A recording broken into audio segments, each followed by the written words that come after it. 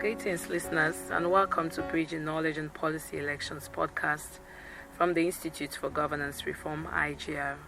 I am Emmanuel Sandi, IGR's governance lead, and in today's podcast, I am talking to Raymond A.N. George, Director of Media and Communications, Electoral Commission for Sierra Leone. We will be looking at the PR and electing members of parliament using the PR. So, Mr. George, this year Sierra Leone will use the proportional representation system to elect its members of parliament. However, IGR's recent knowledge, attitudes and practice survey with regards to elections showed that citizens' knowledge of the PR system is very low. For instance, 6 in 10 citizens, like you would say 60% of all the respondents we spoke with, have not even heard that government has made the announcement to run the next elections using PR. So overall, nearly 80% of voters do not know how their votes are going to be translated into parliamentary seats in the district. So let us talk about the next parliamentary elections and help listeners to know what would be the size of the next parliament using the PR, and how are seats going to be divided among the 16 districts in Sierra Leone? Thank you very much, Emanuela. Well, first and foremost, I would like to question that number you've given, 6 out of 10, 60%, because I believe when the matter was in the Supreme Court, it was all over this country that we are in the Supreme Court as second respondents, and we made it very clear that we have got directives from HE, the president, that will be going into the elections using the proportional representation. Now, specifically, that election, the elections that will be affected by the PR system will be the parliamentary and the local council councillors. You know, in parliament, we have 2 types of representation there. We have the PCMPs, that's the paramount chief members of parliament, that comes from the 14 districts, and they are elected by the traditional authorities, the TAs. They are 14 in number. That one is not controlled by the PR system. The election will not be conducted using the PR system. The one that is affected is the ordinary members of parliament, and that election will be conducted using the proportional representation district block system. Later I'll explain that one if you want me to. But the size of the parliament, as your question demands, will be 135 ordinary members of parliament and the 14 PCMPs that will be elected by the TAs. Thank you. Can you help listeners understand the difference in how seats are allocated under the PR as compared to how they were allocated under the first past the post? Okay, in Sierra Leone, we have different systems we use to conduct our elections. What is an electoral system? It simply means how we convert the votes. You go to the polling station and you cast your vote. Now, how we convert those votes to seats, either in state house, where we have only 1 seat, or in the district council, where we have 1 seat for the chairperson or the mayor for cities, and how we convert the seats in parliament, the votes into seats in parliament, and also how we convert your votes to seats for councillors. We have 3 systems that we'll be using on polling day. Now, the first one will be for presidential, which is a 2-round system. That is, we have our ballot papers, the face of the candidates will be there, the party they are representing, because the law in Sierra Leone states that for you to contest to be a president, you must belong to a political party. So we don't have independent candidates for presidential elections. So we go into the first round, and if any candidate does not make 55% of the valid votes, then we go into a second round, which is conducted 14 days after the date you announce the results for the first round. That's a 2-round system, and when we go into the second round, the runoff, as we call it, it is actually the one with the higher votes. Because when we don't have somebody with 55% valid votes in the first round, we make sure the first and second runners go into the runoff. And when they go to the runoff, it's the one with the higher votes, higher valid votes. We also have the first past the post, as you have mentioned. It is still being used in Sierra Leone. We will still use it on the 24th of June, 2023. It will be for the chairpersons or mayors. That one, we have only one seat for a chairperson in every district council and one seat for a mayor in the city councils. So they will go with the one with the highest vote. The winner takes it all. That's first past the post. And then we have the proportional representation district block system, in which we'll assign seats to all the 16 districts currently in force in Sierra Leone. We have 16 districts. In 2016, it was 14, but we added Karine and Falaba. So now we have 16. And they will be allocated seats. They have already been allocated seats, which we call a district block. And political parties will be contesting together with independent candidates. And what they do is that as an independent candidate, you come as an individual. But for a political party, they give us a list. And that list will be twice the number of seats required in the district. If, for example, Kailao is to get 10 seats, each political party contesting will give us 20 names in order in which they prefer them. For example, they will say, okay, I'll prefer Emanuela to be number 1 because it's our first choice, and Raymond will be number 2, it's our second choice.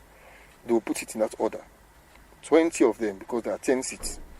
So that in the case, after voting, what we do is to find the threshold. First, we determine the threshold.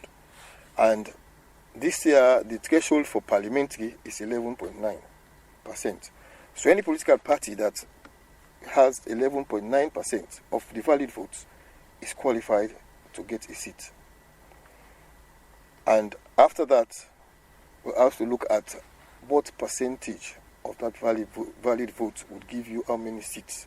That is, we just take your valid votes all over the total number of valid votes cast for those that are qualified, and we multiply that by the number of seats. So, for example, if a party has 37% and we have 10 seats, and 3 political parties qualified by getting the threshold, which is 11.9%. So we add the valid votes for the 3 political parties, and then we find out what percentage. It will be 37 all over that total valid votes for the 3 parties times 10.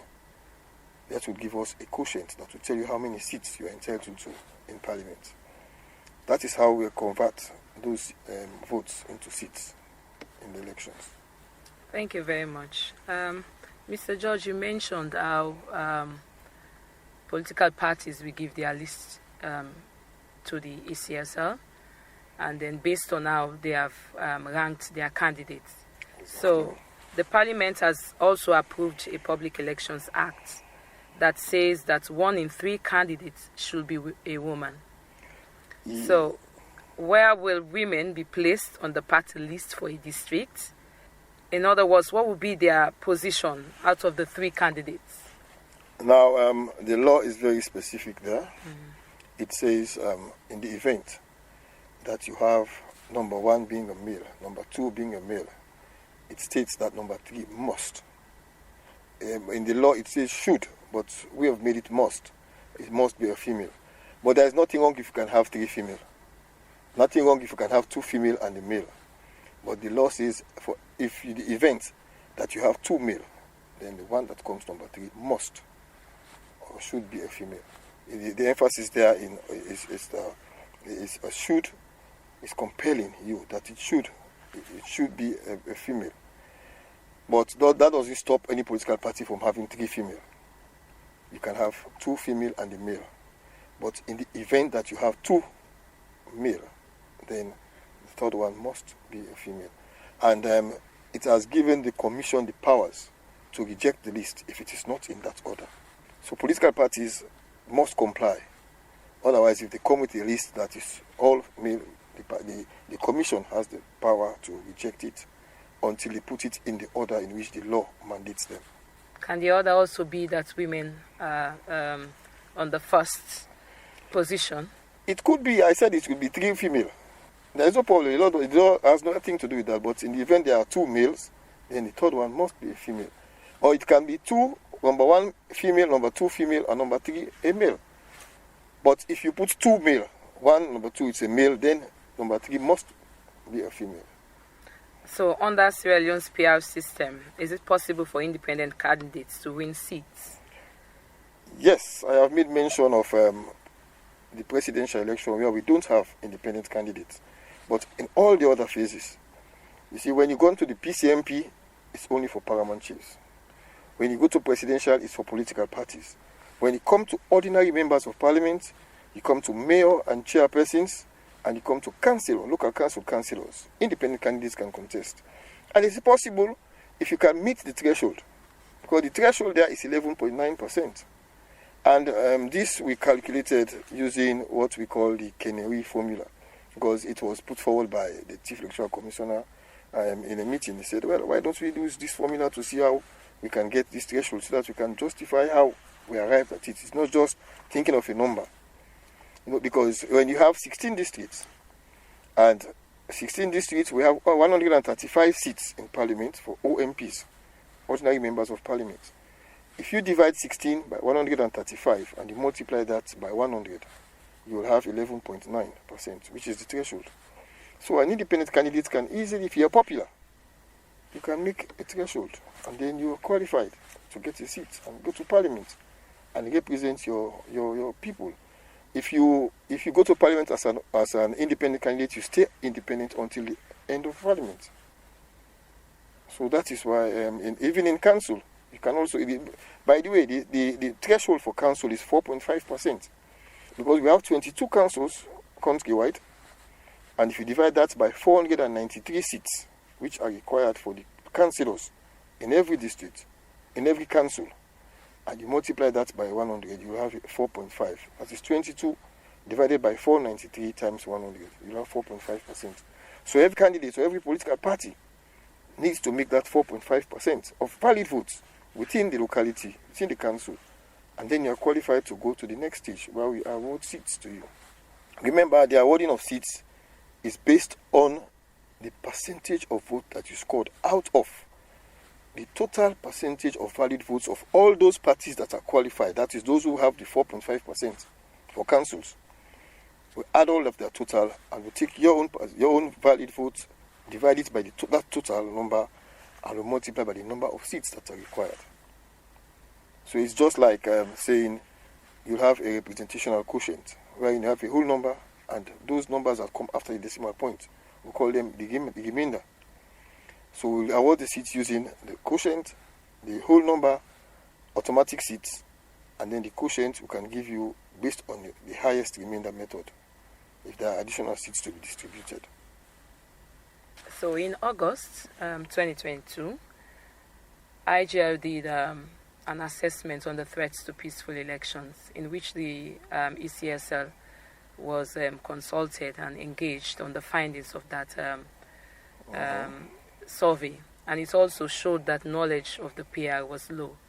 And so when we did the KAP first week in February this year, we wanted to test that again if anything had changed. There is little knowledge in western area, but when you get to the provinces and the villages and the smaller towns, because it was a nationwide survey, we saw that the knowledge is really, really low. So to help listeners to better understand, as we are discussing today, on how members of parliament will be elected using the PR, it is good when we use comparison and try to break it down for the layman in the village to be able to understand. So let's look at Kenema in the east and Kwenadugu in the north. In Kenema, for the past elections in 2018, SLPP took 84% of the votes, and while APC had 11% of the votes and NGC took 2% of the votes. However, all the 11 seats went to SLPP. What would it have looked at if it was under the PR? Well, as at that time, those 11 seats. Yes. As at that time, probably the threshold would have been established, and you will find out that, or even in the PR, there's a possibility that all of the seats will be allocated to one political party based on the percentage of valid votes that they have. And that is why we have asked that if there are 10 seats allocated, or 11 seats, as in Kenema you are citing now, they will give us 22 names, hoping that no other party gets the threshold. Then the one that has the highest valid votes and makes the threshold will have to take all of the seats. So in the PR system, what happens is that it means that the first 11 people on the list automatically becomes parliamentarians. Now, if the seat becomes vacant after that 11, then the number 12 person comes up and takes that position. But you will find out that it is the threshold. A political party must make the threshold of 11.9%. And one good thing about this one is that you are not going to campaign as an individual. If it's a list, everybody is going to campaign. If I know my name is number 11 on the list, definitely I will urge my people to come out, my supporters to be part of the process. I will educate them, teach them on how to cast their vote. It's not going to participate in the process. It's making a valid vote. So I'll make sure I'll intensify the campaign, make sure that they are aware of how to vote and how to mark the ballot so that it does not become an invalid or void ballot. And then the turnout will be large, because if I don't come out to vote for number 1, I'll vote for number 5, because it probably is my relative or is the person I want to go. You see, so there will be high turnout, and it is easier for a party to meet the threshold. Because I am sure if you go to Kenema, as you've rightly said, 11% for APC, probably they have more supporters that did not take part in the process. But you will find out that for now, they've got 11% is just to increase the campaign strategy and make sure you contact your supporters there, let them come out and vote. Probably you have not looked at the invalid votes. Probably they have more invalid votes that would have earned them that 11.9% to make sure that they get a seat. And the good thing is that inclusiveness will be one key thing that would stand out. If you go again to Bombali, I'm sure the SLPP party will have supporters in that whole of Bombali district that will earn them at least 11.9%. So we'll begin to see members of parliament that are SLPP coming from Bombali, members of parliament that are APC coming from Kenema, instead of having all of them being one political party. That is one good thing that this system will come out with, and you will find out that even wastage of votes is another thing. And if you look in first past the post, there are 5 contestants, and the winner, maybe the margin between the first and the second is probably very small. But if you add all of the contestants, add all of their valid votes together, they are more than the winner.